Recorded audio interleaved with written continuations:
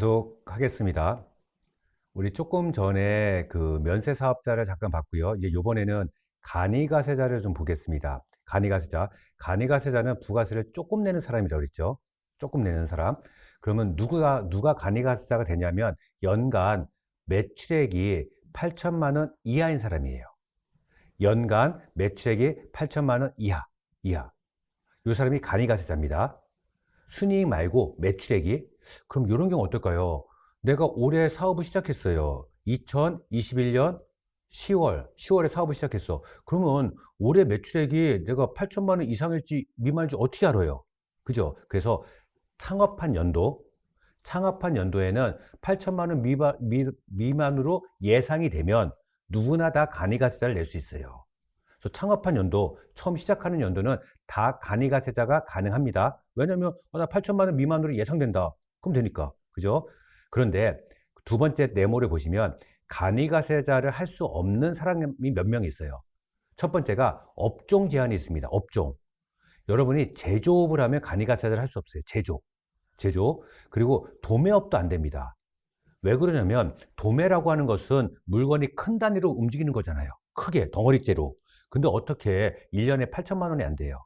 그래서 제조하고 도매업은 안 되고요. 다음에 부동산 매매업, 그리고 저 같은 전문 자격사들 있죠. 뭐 세무사나 변호사나 이런 사람들도 간이가세자가 안 나옵니다. 다음에 요 양가로 4번이 중요한데 읽어볼게요. 사업장 소재 지역, 사업의 종류, 규모 등을 감안하여 국세청장이 정하는 기준에 해당하는 사업. 이게 뭐냐면요. 월세가 비싼 지역은 간이가세자가 안 나옵니다. 월세가 비싼 지역. 왜 그러냐면 월세가 비싸다는 것은 그것만큼 장사가 잘 된다는 거예요. 그죠? 그런데 어떻게 8천만 원 이하야? 그래서 월세가 비싼 지역은 간이가세자가 안 나와요. 그러면 월세가 비싼 지역이 어디냐? 이거는 여러분이 물어봐야 돼요. 물어봐야 돼. 예를 들어서 내가 마포에서 사업을 하고 싶어요. 식당. 그러면 마포세무서에 전화해 갖고요. 그 번지수를 알려줍니다. 무슨 동 몇 번지, 염창동 몇 번지에서 내가 식당을 하려고 하는데 거기가 간이가세자가 나옵니까? 물어보면 알려줘요. 그거는 세무서마다 다 지역이 있어요. 지역. 그래서 이렇게 임대료가 비싼 그런 데는 간이가세자가 안 나와요. 다음에 2번에 보시면 여러분이 일반가세자가 하나 있어요. 그럼 새로 내는 거는 무조건 일반가세자예요. 간이가세자가 안 돼요. 안 돼요. 또 여러분이 매장에 두 개가 있어. 그럼 두 개 합쳐갖고 8천만 원을 판단하는 겁니다.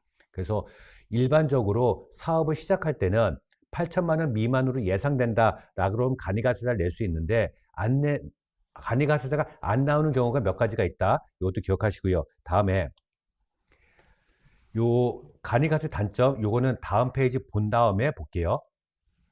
이제 세금 계산 방법인데요. 저기 밑에 쪽에 보면 국세청은 놀부심보라고 돼 있죠. 여러분 세금 계산서 아시죠? 어떻게 생긴지 다 아시죠? 세금 계산서. 세금 계산서는 물건을 파는 사람이 발행하는 거예요? 사는 사람이 발행하는 거예요? 세금 계산서는 물건을 파는 사람이 발행하는 거예요? 사는 사람이 발행하는 거예요? 파는 사람이 발행하죠. 파는 사람이 몇 장? 두 장. 그래서 한 장은 자기가 갖고 한 장은 손님한테 주는 거예요. 항상 이렇게 생각하시면 됩니다. 세금 계산서는 돈이랑 바꾸는 거예요. 다시 세금 계산서는 돈이랑 바꾸는 거야. 그래서 내가 물건을 팔면 손님한테 돈을 받죠. 그리고 세금 계산서를 주는 거예요. 그래서 세금 계산서를 두 장 발행하는 거예요. 두 장. 그래서 한 장은 자기가 갖고 한 장은 손님한테 주는 겁니다. 손님한테 두 장을 발행해서 자기가 갖고 있는 세금 계산서는 빨간색이에요. 손님한테 주는 건 파란색이야. 그래서 이렇게 생각하시면 됩니다. 내가 물건을 팔아요. 그러면 빨간색 세금 계산서가 막 쌓이는 거예요. 빨간색 세금 계산서가. 내가 또 물건을 사갖고 오겠죠. 그러면 파란색 세금 계산서가 막 쌓이는 거예요. 그럼 부가세는 뭐예요? 빨간 거에서 파란 거 뺀 거. 그거에 10% 내는 거. 이게 부가가치세예요. 다시 내가 물건을 팔아요. 그러면 빨간색 세금 계산서가 막 쌓여요. 내가 물건을 사갖고 오죠. 그럼 또 사갖고 올 때는 파란색 세금 계산서 쌓이는 거야. 부가가치세는 그 빨간 거에서 파란 거 뺀 거만큼 내는 게 부가세예요. 부가세. 이해되시죠? 그런데 저 빨간색 보세요. 내가 물건을 팝니다.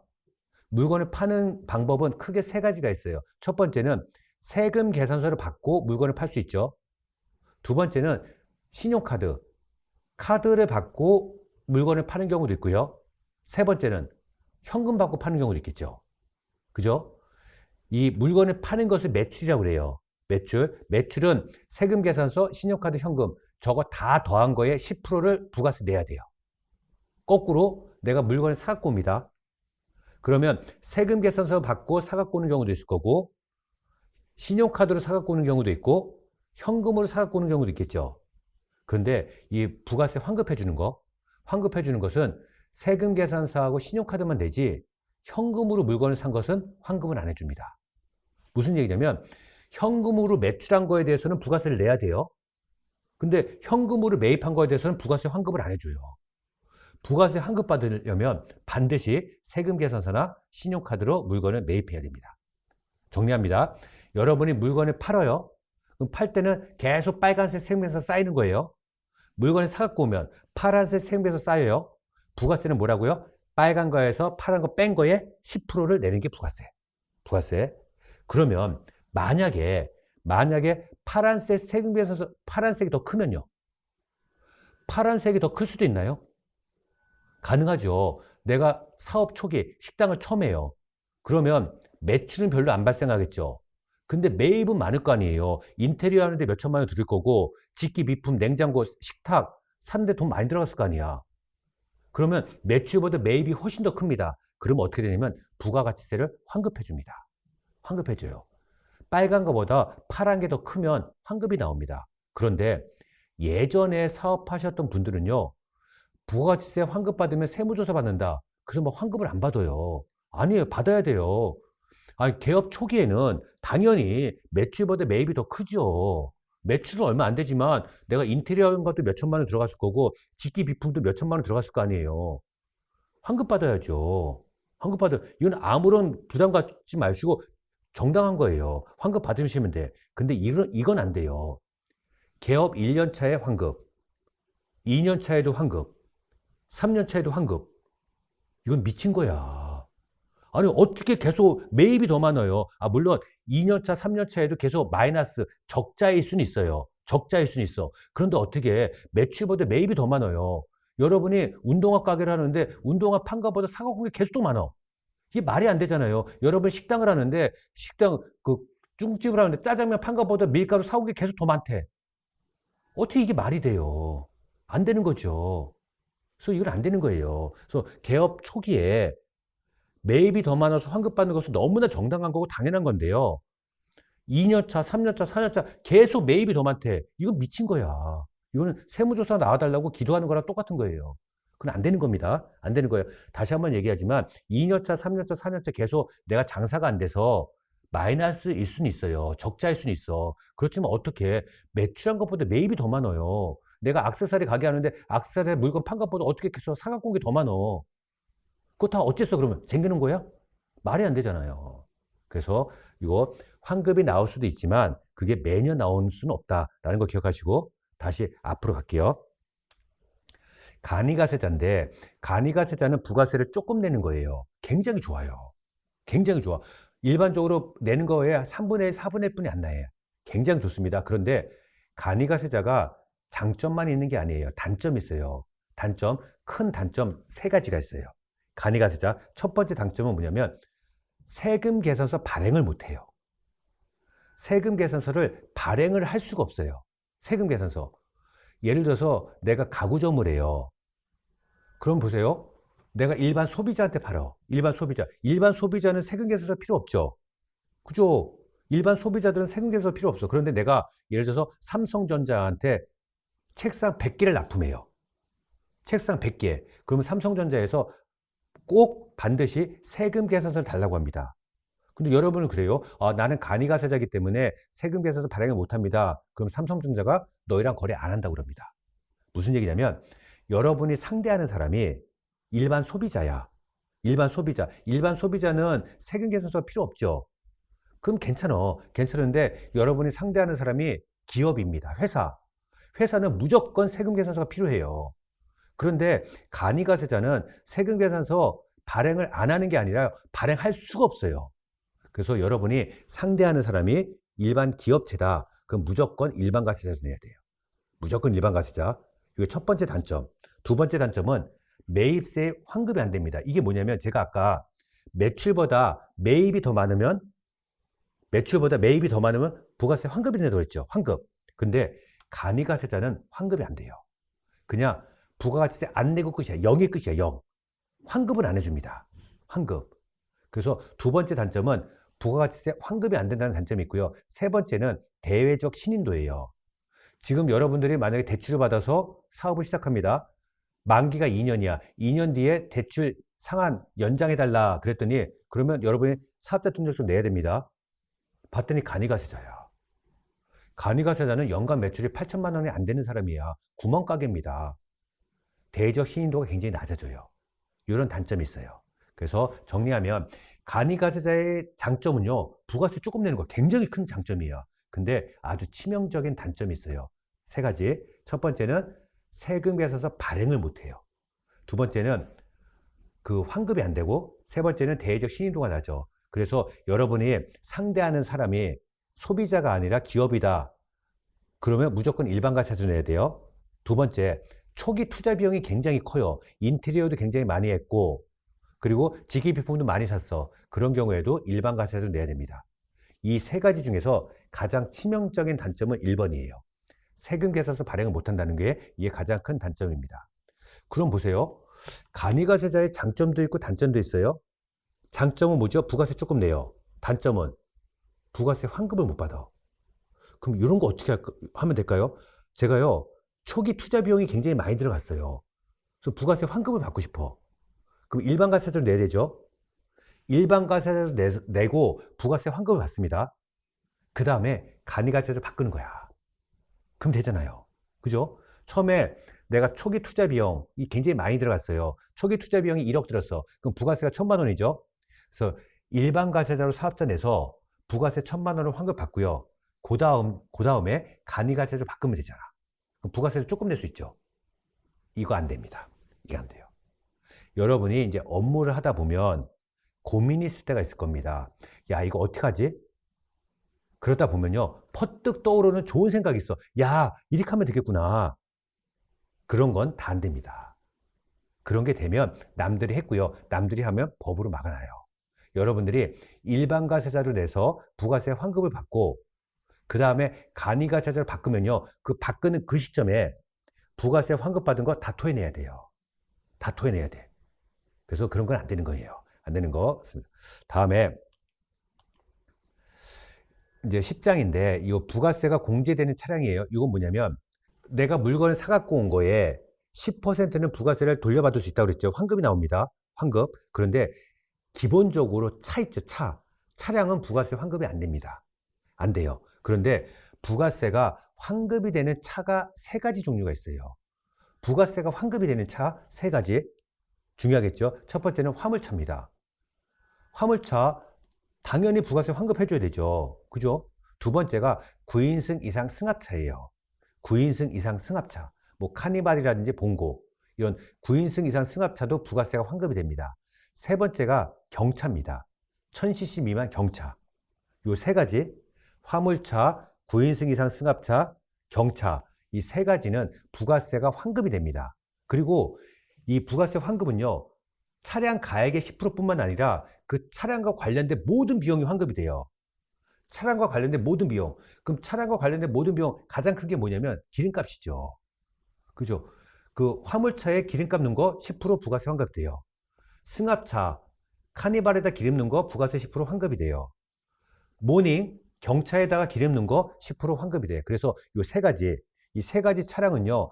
차량 가액의 10%뿐만 아니라 차량과 관련된 모든 비용, 가장 큰 게 뭐라고요? 주유비, 또 수리비, 이거에 대해서 부가세 10%가 다 공제가 됩니다. 제가 한 10년 정도 전에요. 이런 적이 있었어요. 저희 집사람이 차를 하나 사달래요. 경차, 모닝. 왜냐하면 애들 학원 갈 때 데려다 준다고. 모닝을 하나 샀습니다. 모닝 1,000만 원이에요. 거기 부가세 100만 원, 그래서 1,100만 원. 모닝이 1,100만 원이에요. 차량 가격은 1,000만 원, 부가세 100만 원, 1,100만 원. 집사람이 애들 학원 데려다 준다고 해서 샀습니다. 제가 이 모닝을 제 이름으로 샀을까요? 집사람 이름으로 샀을까요? 집사람이 애들 데려다 주려고 모닝 산 거예요. 제 이름으로 샀을까요? 집사람 이름으로 샀을까요? 제가 바보가 아닌 이상 집사람 이름으로 살 리가 없죠. 왜냐면 집사람이 이 모닝 1100만 원짜리 사요? 그럼 이 1100만 원이에요.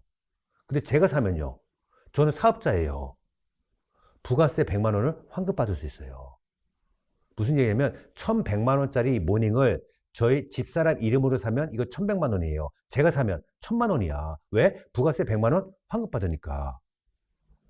그죠? 그래서 제가 당연히 제 이름을 사고 부가세 100만 원 환급받았어요. 또 모닝에 기름값 넣은 거 있죠? 부가세 다 10%씩 환급받아요. 또 하나. 그 제가 만약에 차가 그랜저가 있다고 가정해 볼게요. 그랜저에도 휘발유가 들어가고요. 모닝에도 휘발유가 들어가요. 지금 강의 듣는 여러분 한번 생각해 보세요. 내가 만약에 차가 아반떼가 있어요. 아반떼 기름을 넣습니다. 기름 5만 원어치 넣었어요. 그러면 거기 신용카드 전표에 아반떼 이렇게 적혀 있나요? 안 적혀 있죠. 무슨 얘기냐면 내가 차가 두 대가 있는 거예요. 모닝도 있고 그랜저에도 있어요. 모닝에도 휘발유가 들어가고 그랜저에도 휘발유가 들어가요. 그런데 모닝의 기름값에는 부가세 10% 내가 환급받을 수 있고요. 그랜저에 넣은 기름값은 환급을 못 받아요. 그런데 내가 기름을 모닝에 넣는지 그랜저에 넣는지 국세청을 알 수가 없죠. 그죠? 그래서 여기서 약간의 유도리가 있는 거예요. 내가 그랜저에 기름을 넣었어도 모닝에 넣은 것처럼 하고 부가세 10% 환급받을 수 있고 이런 게 가능하다라는 겁니다. 그렇죠? 제가 이 얘기를 저번에 했더니 수강생 중에 한 명이 손들고 얘기해요. 자기가 똑같은 경우가 있었는데 이게 걸렸대. 적발됐대. 아니 왜 적발됐냐 이렇게 물어봤더니 기름을 8만 원어치 넣었대. 지금 안 웃으시는 분들은요 차가 없는 분들이야. 왜 걸렸어요? 모닝에는 기름이 8만 원어치 들어가지가 않아요. 그죠? 만땅 넣어도 한 6만 원뿐이 안 들어가. 그죠? 여러분이 거짓말을 하려고 해도 좀 이렇게 맞춰서 해야 된다는 거야. 그죠? 기름을 넣는다 그러면 5만 원, 6만 원 이렇게 넣어야 되고 그리고 한 달 내내 모닝에 기름 넣고 그랜저에 한 번도 안 넣었다. 이건 말이 안 되는 거죠. 그죠? 그래서 그거를 알맞게 하셔야 되는 거예요. 그래서 이게 가능하다라는 거 기억하시고요. 그 밑에 제가 자료상이라고 썼어요. 이게 뭐냐면 여러분들이 이제 사업을 하잖아요. 사업을 할 때 절대 하면 안 되는 거 가장 중요한 거 첫 번째 이 자료상이랑 관계를 맺으면 안 돼요. 이 자료상이 누구냐면 우리 이 바닥에서는요 파란색 세금계산서 이 파란색 세금계산서를 자료라고 그래요. 그래서 가끔 사장님들이 자료가 모자른다 자료가 남아돈다 막 이런 얘기를 해요. 이건 뭐냐면 파란색 세금계산서 매입 세금계산서가 없다라는 거예요. 이 매입 세금계산서 파란색 세금계산서는 현금이랑 똑같은 거예요. 보세요. 여기 1억짜리 세금계산서가 있어. 공급가액 1억이에요. 그럼 부가세 1000만 원이죠. 1000만 원. 그럼 요 세금계산서를 국세청에 제출하면요. 나한테 1000만 원 줘요. 이 파란색 세금계산서는 현금이랑 똑같은 거예요. 1억짜리면 부가세가 1000만 원이죠. 그럼 요거를 국세청에 제출하면 나한테 1000만 원 줘. 현금이랑 똑같은 거야. 근데 이 파란색 세금계산서를 이렇게 팔러 다니는 사람이 있어요. 팔러 다니는 사람. 이걸 자료상이라고 그래요. 그러면 1억짜리 세금계산서예요. 그럼 부가세 얼마라고요? 1000만 원. 그거를 보통 한 700만 원에 팔아요. 700만 원. 그럼 나는 700만 원 주고 사면 1000만 원 받을 수 있죠. 300만 원 이득 봐요. 이걸 자료상이라고 그래. 이게 합법이에요, 불법이에요? 당연히 불법이죠. 실제 거래가 없고 세금계산서는 왔다 갔다 한 거야. 불법입니다. 불법. 이게 걸리겠죠? 이게 걸릴 확률이 몇 퍼센트 될까요? 걸릴 가능성이? 이 걸릴 가능성이 99% 정도 된다 그러면 한 번쯤 해볼 만해요. 근데 이게 적발될 가능성이 100%예요. 99%가 아니라 100%예요. 잘 생각해 보세요. 여러분은 700만 원 주고 1000만 원 환급 받을 수 있어요. 한 장 살 때마다 300만 원 이득 봐요. 그럼 상대방은요? 한 장 팔 때마다 300만 원씩 손해보는 거야. 근데 이걸 왜 팔아요? 대포폰, 대포통장 이용해서 세금에서 막 팔아먹고 도망가는 거예요. 막 팔아먹고 도망가는 거예요. 그거를 세금 낼 것 같으면 그 사람들이 그 짓을 안 하죠. 왜냐면 한 장 팔 때마다 300만 원씩 손해보는데 그 짓을 왜 해요? 대포폰, 대포통장 이용해서 막 팔아먹고 도망가는 거예요. 그래서 이게 걸릴 가능성이 100%입니다. 100%. 그럼 이게 걸리게 하면 어떻게 되냐? 지금 1억짜리 세금계산서인데 여러분이 그 천만 원 부가세요. 700만 원 샀어요. 300만 원 이득 보려고.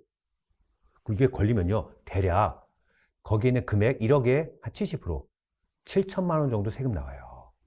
7천만 원 정도. 300만 원 이득 보려다가 7천만 원 세금 내야 돼요. 세금. 그리고 이게 걸릴 가능성이 100%입니다. 99%가 아니에요. 100%야. 그래서 여러분은 꼭 명심하십니다. 여러분이 사업을 하면서 하지 말아야 될 것 첫 번째, 절대로 세금 계산서 가짜로 사면 안 돼요. 절대. 제가 이렇게 강조하는데 막상 사업을 하면 자꾸 유혹에 빠집니다. 유혹에. 절대로 하시면 안 됩니다. 다음에 거기 제가 세후 효과라고 적었는데 여러분 한번 가정을 해볼게요. 여러분 지금 백수입니다. 백수예요. 집에서 놀고 있어요. 홈쇼핑을 보는데 내가 평상시 갖고 싶었던 노트북을 팔아요. 노트북. 삼성 노트북 팔어. 거기 노트북 가격이 110만 원이래요. 110만 원. 그런데 이 노트북 가격 안에 부가가치세가 포함되어 있대요. 부가가치세가. 노트북 가격 110만 원 안에 부가가치세가 포함되어 있대. 이게 여러분한테는 어떤 의미가 있어요? 내가 어떤 물건을 사고 싶은데 그 물건 가격 안에 부가가치세가 포함되어 있대. 여러분한테 어떤 의미가 있어요? 다른 질문 할게요. 여러분이 호텔 커피숍 갑니다. 호텔 커피숍. 커피값 한 잔에 2만 원. 되게 비싸죠? 커피값 한 잔에 2만 원이야. 그런데 그 커피값 안에는 봉사료가 포함되어 있대요. 봉사료가. 여러분한테 어떤 의미가 있어요? 아무 의미 없죠. 그죠? 그냥 비싼 거야. 그죠? 아무 의미가 없어. 여러분이 노트북을 사려고 하는데 그 노트북이 110만 원인데 거기에 부가가치세가 포함되어 있대. 어떤 의미 있어요? 아무 의미 없습니다. 나한테 의미가 있는 건 뭐냐면 그 노트북을 만약에 신한카드를 결제하면 3% DC해 준다. 이런 건 의미가 있죠. 근데 부가가치세가 포함되어 있다. 이건 아무 의미가 없어요. 그런데 만약에 여러분이 사업자예요. 사업자라고 하는 건 뭐냐면 사업자 등록이 있는 사람을 사업자라고 그래요. 여러분이 사업자인데 노트북을 사는데 거기 노트북 가격 안에 부가세가 10만 원 들어가 있대. 이건 어떤 의미가 있어요? 나는 이 노트북을 110만 원이 아니라 100만 원 주고 산 셈이야. 왜? 10만 원 부가세를 환급받을 수 있으니까. 이런 마인드가 있어야 돼요. 좀 정리합니다. 여러분이 지금 백수입니다. 백수예요. 110만 원짜리 노트북을 샀어요. 얼마 주고 산 거예요? 110만 원. 여러분이 지금 사업자입니다. 110만 원짜리 노트북을 샀어요. 얼마 주고 산 거예요? 100만 원이 아닙니다. 80만 원이에요. 80만 원. 이제 그 얘기를 할 거예요. 왜 80만 원이지? 소득세 얘기를 하겠습니다. 소득세. 이 소득세는 이해하기가 쉬워요. 아까 부가가치세는 이해하기가 좀 어렵다 그랬죠. 이 소득세는 아주 쉬워요. 여러분이 1년 1월 1일부터 12월 30일까지 번 돈을 다 더해요. 다 더해요. 거기서 경비를 빼요. 경비. 그러면 순이익이 나오죠. 그 순이익에다가 세율 곱해서 세금 내는 거예요. 언제? 다음 년도 5월 달에. 이거를 종합소득세 신고라고 합니다. 다시 이 종합소득세 줄여서 그냥 소득세라고 합니다. 이거는 1년 단위로 과세하는 거예요. 1월 1일부터 12월 30일까지 번 돈을 다 더해요. 여러분이 예를 들어서 커피숍을 해요. 커피숍. 매출이 3억이 나왔어. 매출이 3억. 경비가 2억이 들어갔습니다. 재료비, 인건비, 임대료. 그럼 3억에서 2억 빼면 순이익이 1억 남죠. 거기다가 세율 곱해서 세금 내는 거예요. 언제? 다음 연도 5월 달에. 이거를 종합소득세 신고, 종소세 신고라고 합니다. 그러면 여기 세율을 한번 볼게요. 세율. 이 세율이 매년 바뀌는데 올해 2021년 기준으로 왼쪽에 보시면 과세표준이 나오죠. 과세표준. 이 과세표준이 뭐냐면 쉽게 얘기하면 순이익이 1년에 1200만 원 이하면 여러분한테 적용되는 세율은 6%입니다. 6%. 만약에 1년에 순이익이 10억이 넘어가면 45%예요. 그래서 우리나라는 8단계 세율이 있습니다. 8단계 세율이 있고 이게 지금 소득세입니다. 소득세에 10% 지방소득세가 붙습니다. 무슨 얘기냐면 나한테 적용되는 세율이 6%면요. 지방소득세는 0.6% 붙어요. 나한테 적용되는 세율이 45%다. 그럼 지방소득세 얼마? 4.5%. 그래서 우리나라 최고 세율은 49.5%예요. 49.5%. 소득세 45%, 지방소득세 4.5%. 49.5%. 거의 반 정도가 세금입니다. 세금 높나요? 높아요? 여러분들은 걱정 안 하셔도 되잖아요. 그죠? 여러분은 걱정 안 하셔도 됩니다. 이 소득세 49.5%면요. 그렇게 높은 건 아니에요. 이 프랑스 같은 나라는 최고 세율이 90%래요. 90%. 놀라지 말라니까 여러분은 걱정 안 하셔도 됩니다. 그래서 우리나라 최고 세율은 45%다 기억하시고, 요번에 우리 김 사장, 제가 종소세 신고합니다. 근데 김 사장의 과세 표준이 4,601만 원이 나온 거예요. 김 사장님 과세 표준이 4,601만 원이 나온 거야. 그럼 김 사장이요, 요 표를 유심히 보고 저한테 한마디 합니다. 세무사님, 자기 10,000원만 좀 빼달래. 10,000원만. 왜 그러냐면 내 과세 표준이 4,601만 원이면 나한테 적용되는 세율 몇 프로예요? 24%. 4,600만 원이면 15%. 내가 10,000원 때문에 세금을 9%나 더 내야 되잖아. 그래서 저한테 그러는 거야. 10,000원 빼달라고. 10,000원만. 김 사장 말이 맞나요? 잘못됐어요. 내 과세 표준이 4,601만 원이면 나한테 적용되는 세율은 24%가 맞아요. 그런데 4,601만 원 곱하기 24% 그렇게 하는 게 아니라요. 4,600만 원까지는 15%를 하고 초과되는 10,000원에 대해서만 24%를 적용하는 거예요. 무슨 얘기냐면 세금이라고 하는 것이 이렇게 경계선이 있어갖고 그 경계선을 넘으면 막 급격히 올라가고 그게 아니라는 거예요. 근데 그런 오해를 너무 많이 해요. 그럼 제가 문제 낼게요. 내 과세 표준이 1억이에요. 1억. 그럼 내가 내야 될 세금이 얼마예요? 1억 곱하기 35%, 3,500만 원? 그렇게 하는 게 아니라는 거예요. 어떻게 하는 거냐면 0에서 1,200만 원까지는 6%를 하고 더하기 1,200에서 4,600까지는 15%, 더하기 4,600에서 8,800까지는 24%, 더하기 8,800에서 1억까지는 35%. 그렇게 하는 거예요. 어렵죠? 그래서 사람들이 쉬운 방법을 생각을 해냈어요. 이 표 오른쪽에 보면 누진공제가 있어요. 요 누진공제를 활용하면 세금을 쉽게 구할 수 있어요. 어떻게 하는지 잘 보세요. 내 과세 표준이 1억입니다. 그럼 적용되는 세율 구간은 몇 프로죠? 35%. 그러면 1억 곱하기 35% 마이너스 1,490만 원. 그럼 세금이 딱 나와요. 내 과세 표준이 5천만 원이다. 그럼 5천만 원 곱하기 24% 마이너스 522만 원. 근데 세금 딱 나와요. 내 과세 표준이 3천만 원이다. 3천만 원 곱하기 15% 마이너스 108만 원. 그럼 딱 나오는 거예요. 그래서 저 누진공제를 활용하게 되면 세금을 쉽게 구할 수 있어요. 중요한 말은 뭐냐면 세금이라고 하는 게 이렇게 경계선이 있어서 그 경계선을 넘으면 막 급격히 올라가고 그게 아니라는 거야. 근데 그런 오해를 너무 많이 합니다. 다음에 법인세를 볼게요. 이건 소득세예요. 개인들이 내는 세금. 법인. 여러분 이제 법인을 만들었어요. 법인세는요. 기준이 2억 기준이에요. 2억 이하면 10%고요. 2억을 넘어가면 20%입니다. 그 밑에 단계는 볼 필요도 없어요. 2억만 보세요. 2억. 2억까지는 10%, 2억을 초과하게 되면 20%입니다. 그러면 제가 문제 한번 내볼게요. 여러분이 커피숍을 합니다. 커피숍. 1년에 1억을 벌었어요. 그럼 세금이 얼마죠? 세금 앞에 거 다시 볼까요? 1년에 1억이면 세율 몇 프로? 35%.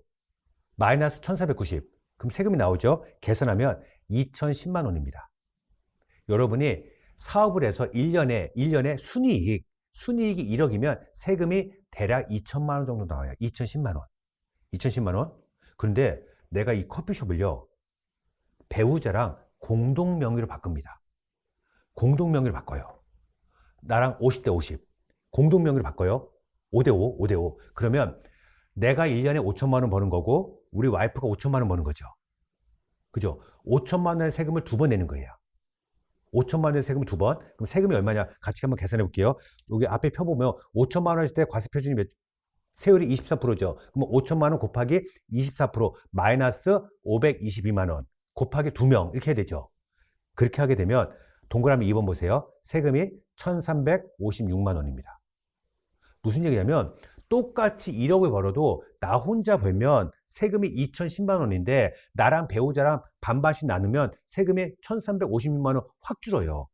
왜 그러냐면 우리나라 세율은 누진세이기 때문에 그래요. 누진세. 근데 만약에 내가 이 커피숍을 법인으로 바꿔요. 법인으로. 그러면 세금이 얼마죠? 2억까지는 10%니까 1,000만 원. 반도 안 내. 굉장히 유리하죠. 그래서 정리하면 나 혼자 1년에 1억을 벌면 세금이 2,010만 원, 공동 명의로 바꾸면 1,356만 원, 법인으로 바꾸면 1,000만 원이야. 법인이 제일 유리하죠. 그죠? 그래서 여러분이 이제 사업을 하다 보면요. 이상한 사람들이 와서 막 여러분한테 꼬드겨요. 막 꼬드겨. 아, 사장님, 법인으로 가게 되면 절세할 수 있습니다. 세금이 줄어들어요.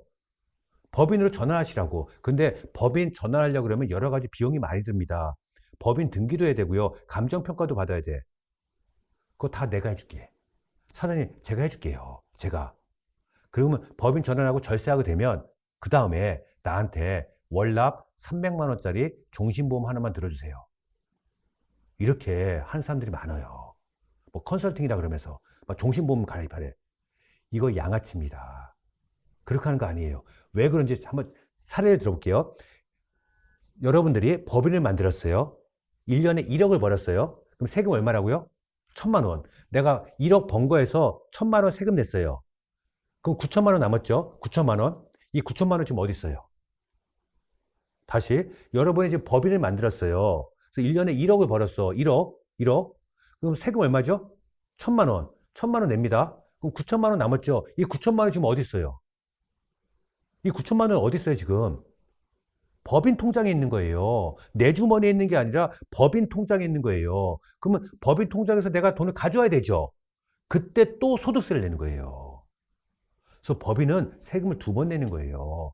법인세만 내는 게 아니라 법인에 있는 그 9천만 원을 내가 가져올 때 소득세를 또 한 번 내야 돼. 그래서 법인으로 전환하면 세금이 줄지 않아요. 아, 물론 법인 전환하면 줄긴 줄는데 지금 이게 보는 것처럼 이렇게 드라마틱하게 줄지 않아요. 근데 이 컨설팅 하는 사람들이요, 그 앞에 것만 얘기해요. 법인세 반만 내면 된다. 그 뒤에 걸 얘기를 하지 않아요. 몰라서 안 하는 건지 일부러 안 하는 건지 모르겠지만 하여튼간 절세하기 위해서 법인으로 가는 것은 어리석은 겁니다. 절세가 안 됩니다. 그런데 두 번째 동그라미 2번 공동명의, 요건 의미가 있어요. 공동명의를 바꾸면 세금은 줄어들어요. 이건 맞아요. 근데 여러분이 한번 생각할 게 있어요.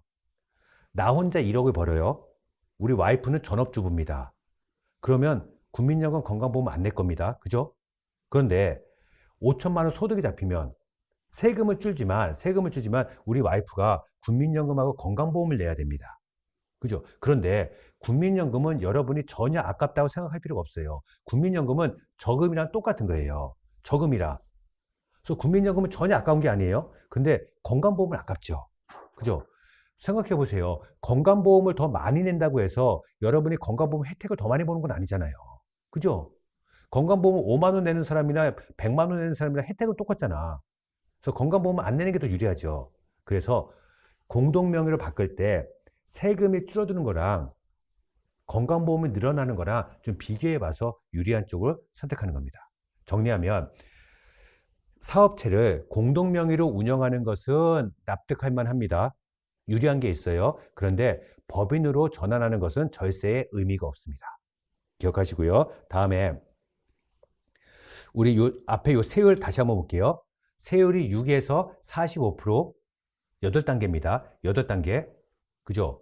6에서 45%. 평균 몇 퍼센트 정도 돼요? 평균? 대략 한 20% 정도 되죠. 20%. 그래서 제가 이름 붙였습니다. 20% 법칙. 20% 법칙. 그게 뭐냐면 20% 법칙. 내가 돈을 벌어도 20%는 번 게 아니에요. 왜? 세금 내야 되니까. 거꾸로 돈을 써도 20%만큼은 쓴 게 아니야. 왜? 돈을 쓰게 되면 경비로 인정이 되죠. 경비로 인정이 되면 세금이 줄죠. 몇 퍼센트? 20%. 그래서 제가 이름 붙였어요. 20% 법칙. 내가 돈을 벌어도 20%는 번 게 아니고 돈을 써도 20%는 쓴 게 아니에요. 예를 들어서 내가 오늘 100만 원 벌었어요. 100만 원 번 게 아니니까요. 세금 내야지 20만 원. 80만 원 번 거예요. 내가 오늘 월세 100만 원 냈어요. 월세 100만 원? 100만 원 낸 게 아니에요. 그 월세 100만 원이 비용이 되면 내가 이익이 줄어들죠? 그럼 세금이 줄어요. 얼마? 20만 원 세금이 줄어. 그럼 나는 월세 100만 원 낸 게 아니라 80만 원 낸 거예요. 이런 마인드가 있어야 돼요. 20% 법칙. 그래서 기억하십니다. 내가 돈을 벌어도 20%는 번 게 아니에요. 왜? 세금 내야 되니까. 내가 돈을 써도 20%만큼은 쓴 게 아니에요. 왜? 내 세금이 줄어드니까. 줄어드니까. 그래서 여러분 사업을 운영하는데요. 오늘 직원 한 명 뽑았어. 직원. 월급 200만 원이야. 월급 200만 원. 한 달 뒤에 얘한테 월급을 주려고 했더니 얘가 이런 얘기 하는 겁니다. 사장님, 드릴 말씀이 있대. 드릴 말씀이 있대. 자기 월급 200에 대해서 세금 신고 좀 하지 말아달래. 왜냐면 자기 남편이 직장생활 다니는데 내 소득이 잡히면 나 건강보험 빠져나온대. 나 또 내 소득이 잡히면 남편이 연말조선할 때 나를 공제 못 받는데. 그렇다고 자기 월급 200만 원을 비용 처리하지 말아달래. 그러면요. 비용 처리 못했죠. 그러면 원래 200만 원을 줬으면 비용 처리하게 되면 세금이 20% 40만 원 줄 수 있어요. 40만 원이 안 줄었죠. 그럼 결국은 나는 월급 200만 원 준 게 아니라 240만 원 준 거랑 똑같은 거예요. 그래서 여러분 기억하세요. 20% 법칙. 돈을 벌어도 20%만큼 번 게 아니고 돈을 써도 20%만큼은 쓴 게 아니에요. 왜? 세금이 줄어드니까. 제가 아까 노트북 110만 원짜리 있다고 그랬어요. 노트북 100만 원, 부가세 10만 원, 110만 원. 그러면 내가 이거 얼마 주고 산 셈이라고요? 80만 원. 왜 그러냐면 부가세 10만 원, 부가세 10만 원 내가 돌려받았죠. 그럼 나머지 100만 원에 대해서는 경비로 인정이 되면 소득세가 20% 줄죠. 그래서 나는 이 110만 원짜리 노트북을 80만 원 주고 산 셈이랑 똑같은 거예요. 그래서 여러분이 이런 마인드가 있어야 돼. 20% 법칙. 제가 이거 강의하면요, 나중에 저한테 연락이 와요. 제가 좀 전에 소득세 20% 줄어든다고 그랬죠. 그 소득세 20% 언제 돌려받니? 언제? 아, 소득세는 돌려받는 게 아니에요. 부가세는 돌려받는 게 맞아요. 근데 이 소득세는요, 내가 내야 될 세금에서 그만큼 줄어든다는 거야. 돌려받는 게 아니야. 자꾸 그 소득세는 20% 언제 돌려받니? 돌려받는 게 아니라 내가 내야 될 세금에서 그만큼 줄어든다 그겁니다. 그래서 이 20% 법칙 기억하시고 다음에 거기 두 번째 네모에 보면요. 경비 인정 기준이에요. 경비로 인정이 되면요. 인정된 금액의 대략 20% 세금이 줄어들어. 굉장히 중요한 거죠. 그죠? 경비 인정되는 기준은요. 두 개예요. 첫 번째는 사업과 관련해서, 두 번째는 합리적으로 지출한 거예요. 여기 경비가 인정된 거예요. 사업과 관련해서 합리적으로 지출한 거. 이게 경비가 인정됩니다. 예를 들어 볼게요. 의사들이 2억짜리 벤츠를 하나 삽니다. 2억짜리 벤츠 하나 사요. 이거 경비로 인정돼야 한대요. 의사들이 2억 원짜리 벤츠를 한 대 샀어요. 이거 비용 처리 돼야 한대요. 안 돼요? 왜? 비싸서? 이거 합리적이에요. 합리적. 의사가 그럽니다. 내가 1년에 버는 돈이 얼마인데 2억짜리 벤츠 하나를 못 사. 이거 합리적이에요. 근데 2억짜리 벤츠는 비용 처리가 안 됩니다. 왜 안 되냐면 비싸갖고 안 되는 게 아니라 저 동그라미 1번 때문에 그래요. 사업 관련성이에요. 의사가 이 2억짜리 벤츠를 병원 운영과 관련해서 언제 써요? 일단 출퇴근은 업무로 보지 않아요. 출퇴근 외에 이 2억짜리 벤츠를 언제 써요? 왕진? 여러분 주변에서 왕진하는 의사 보시나요? 왕진? 저는 드라마에서만 봤어요. 드라마에 재벌집 뭐 회장님 거기에 왕진하죠. 근데 실무에서 왕진하지도 않아. 그럼 이 2억짜리 벤츠를 언제 업무했어요? 2억짜리 벤츠는 비싸기 때문에 비용 처리가 안 되는 게 아니라 업무 관련성이 없기 때문에 비용 처리가 안 됩니다. 제가 직업이 세무사다 보니까 자나깨나 이거 생각합니다. 어떻게 하면 비용 처리될지. 어떻게 하면. 저희 처갓집은 저희 집사람이 둘째인데 첫째부터 다 눈이 나빠요. 그래서 첫째부터 넷째까지 4명이 한꺼번에 강남에 있는 안과 가서 라식 수술했어요. 단체로 가면 DC 해준다고 해서 이 4명이 한꺼번에 가서 라식을 했어요. 그런데 첫째하고 둘째는 벌써 노안이 왔다고 그래서 라색을 하고 셋째하고 넷째는 라식을 했습니다. 근데 수술해 보신 분은 알 거예요. 라식은 하나도 안 아프대요. 그거 하자마자 잘 보여. 너무 좋아해. 근데 라섹은요, 굉장히 아프대요. 그리고 라섹을 하면 눈을 못 떠요. 눈을 못 떠. 붕대가 있어요. 그래서 라섹한 환자들은요, 무조건 보호자가 와야 돼요. 보호자가. 왜? 혼자 집에 못 가. 눈을 못 뜨니까. 제가 안과 의사입니다. 안과 의사. 2억짜리 벤츠를 하나 샀어요. 2억짜리. 그리고 이렇게 얘기하는 거예요. 우리 병원에서는 라섹 수술을 하는 환자들 집에다가 태워다 준다. 이 차 갖고. 이렇게 얘기하는 거야. 그럼 사업 관련성 있나요? 있죠. 그럼 비용 처리가 되는 거예요. 그러면 2억짜리 벤츠가 비용 처리가 되면 되면 세금이 얼마 줄어들어요? 2억에 20%, 4천만 원. 그럼 나는 이 2억짜리 벤츠를 1억 6천 주고 사는 거예요. 이런 마인드가 있어야 돼. 이게 뭐라고요? 20% 법칙, 20% 법칙. 그래서 필요경비가 인정되는 건 두 가지예요. 사업과 관련해서 합리적으로 지출한 거. 그래서 여러분이 이제 앞으로 사업자가 되면요. 이마트 같은데 물건 사러 가죠. 물건을 이 컨베이어 벨트에 올리잖아요. 물건을 올릴 때 둘로 구분해서 올려야 돼요. 하나는 두부 콩나물, 이건 별도로 계산하고요. 또 하나는 뭐 커피 믹스, 휴지, 이런 건 별도로 계산해야 돼요. 왜냐면 이 커피 믹스 휴지 내가 집에서 쓰려고 샀어요. 쓰려고. 그런데 이거 집에서 쓴다고 할 수도 있지만 우리 회사 가서 쓸 수도 있잖아요. 그죠? 그래서 이거를 경비 처리가 되면 만약에 커피 믹스하고 휴지를 3만 원치 샀어. 그럼 세금 얼마 줄어드는 거야? 3만 원에 20% 6천 원. OK 캐시백 카드 10번 긋는 거, 100번 긋는 거보다 훨씬 더 유리합니다. 그래서 그렇게 하는 겁니다. 항상 계산할 때 둘로 쪼개서 사업과 관련해서 쓴 것은 별도로 계산하셔야 돼. 계산.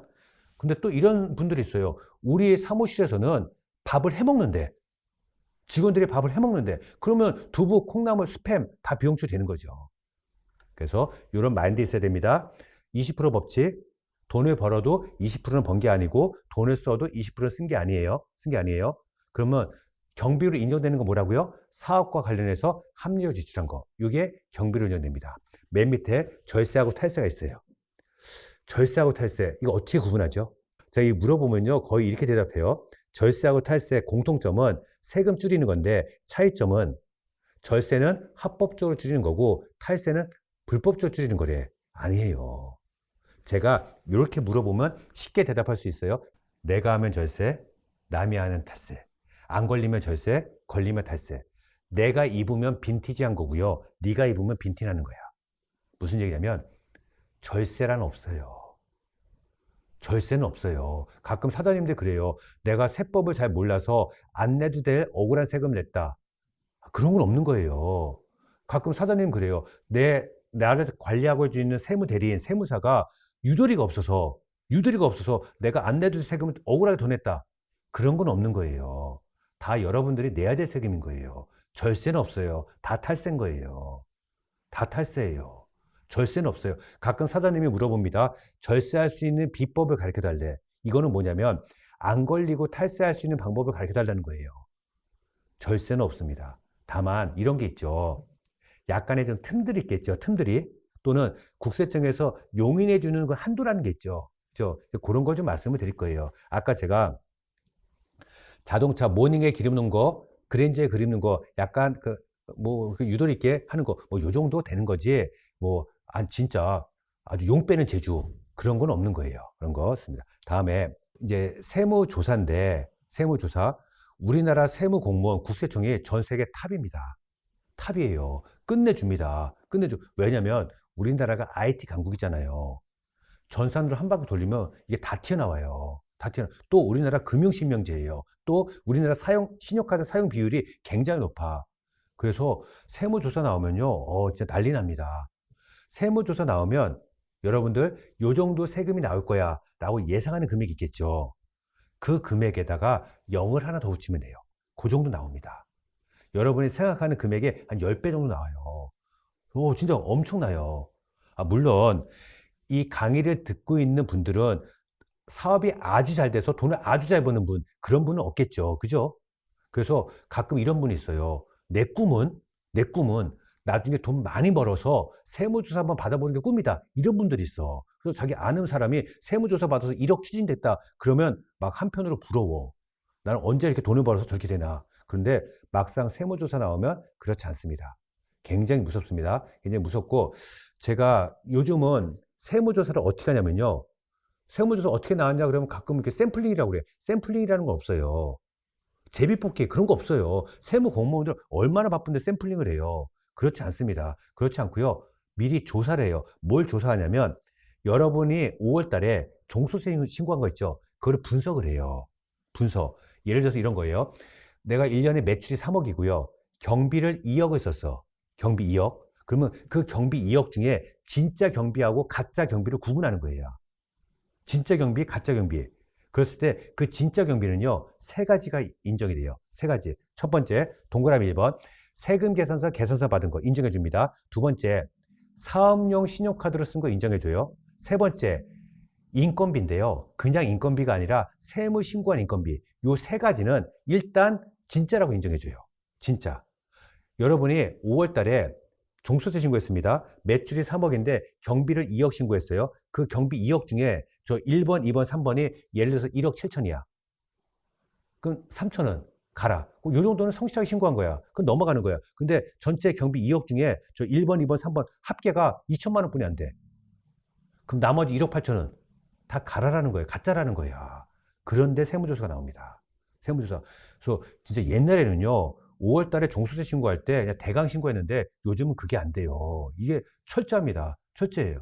그래서 여러분 조심하시고, 여러분 여기 2번 있죠. 사업용 신용카드. 이 사업용 신용카드라는 게 뭐냐면 그 사업용 신용카드라고 해서 별도로 발급받을 수도 있지만 여러분이 지금 개인적으로 쓰고 있는 신용카드 있죠. 이걸 국세청 홈택스에 등록해요. 그럼 그게 사업용 신용카드예요. 그게. 그래서 사업용 신용카드로 등록하면 장점만 있고 단점은 없어요. 그래서 오늘 당장 하시는 겁니다. 오늘 당장 국세청 홈택스에 들어가서 여러분이 개인적으로 쓰고 있는 신용카드, 지프카드, 체크카드 다 돼. 등록하시면 장점만 있고 단점이 없습니다. 제가 이렇게 강의를 합니다. 여러분한테. 그러면 여러분이 저한테 연락이 와요. 빨리 연락이 오시는 분은 오늘 강의가 끝나고 바로 와요. 늦게 연락하시는 분은 2년 뒤, 3년 뒤에 연락 와요. 그래서 저한테 그래요. 세무사님 강의는 재밌게 잘 들었는데 저는 그런 사람이 아니래. 자기는 돈 많이 벌면 세금 많이 내는 게 국민의 당연한 도리라고 생각합니다. 이렇게 얘기해요. 제가 좀 뻘쭘합니다. 알겠습니다. 그러면 사장님은 제가 FM대로 관리하겠습니다. 1년이 지납니다. 5월달 종소세 신고합니다. 연간 매출액이 3억이고 사장님 경비가 1억 들어갔습니다. 순이익이 2억 나왔습니다. 순이익이 2억 나와서 5월 말까지 세금 6,500만 원 내시면 됩니다. 라고 얘기합니다. 그러면 사장님들이 말이 없어집니다. 가만히 있어. 그냥 서류만 유심히 봐요. 유심히 봐. 그리고 한마디 합니다. 저한테. 세무사님, 내가 내야 될 세금 다 낼 것 같으면 못하라 세무사한테 맡겠니? 처음에 그 얘기 안 했잖아요. 누구나 다 똑같아요. 5월 달에 세금 내려고 6,500만 원 적어놓는 사람 없어요. 다 똑같은 거야. 그리고 저한테 얘기합니다. 세무사님, 하루만 시간 달래. 하루만. 자기가 증빙을 구해갖고 오겠대. 증빙. 그래서 단골 식당 갑니다. 그래서 간이 영수증을 달라고 그래요. 이 간이 영수증은 건당 3만 원까지 인정이 돼요. 간이 영수증을 다음날 이만큼 가져와요. 이만큼. 저한테 그래요. 세무사님, 이거 다 간이 영수증이고 다 도장 찍혀 있습니다. 다 3만 원 이하래. 비용 처리해달래요. 합계도 내야 돼. 합계 얼마죠? 물어봤더니 5천만 원이래. 이거 비용 처리 될까요? 간이 영수증 3만 원 이하 간이 영수증은 비용 처리됩니다. 그죠? 근데 요거는요. 법에 나와 있어요. 그런데 법보다 더 중요한 거 있어요. 그게 뭐냐면요. 상식입니다. 지금 이 회사는요. 직원이 한 명이야. 직원이 한 명인데 어떻게 1년에 짜장면을 5천만 원치 먹어요. 이게 말이 안 되는 거죠. 그죠? 아니 어떻게 한 명이 1년에 짜장면을 5천만 원 말이 안 되는 거예요. 그래서 법보다 더 중요한 건 상식이고 저 간이 영수증은요. 인정 안 해줘요. 저건 다 가짜입니다. 그래서 여러분들이 절세할 수 있는 것은 딴 게 있는 게 아니에요. 여러분이 돈 쓴 걸 다 인정을 받아야 돼요. 돈 쓸 때 무조건 세금 계산서 받고 사업용 신용카드 등록해서 다 카드로 쓰는 겁니다. 여기까지 하고 나중에 궁금한 거 있으면 여기 댓글창에 올려주시면 제가 답변을 드리겠고요. 긴 시간 고생하셨습니다. 다음에 다른 자리에서 또 뵙도록 하겠습니다. 안녕.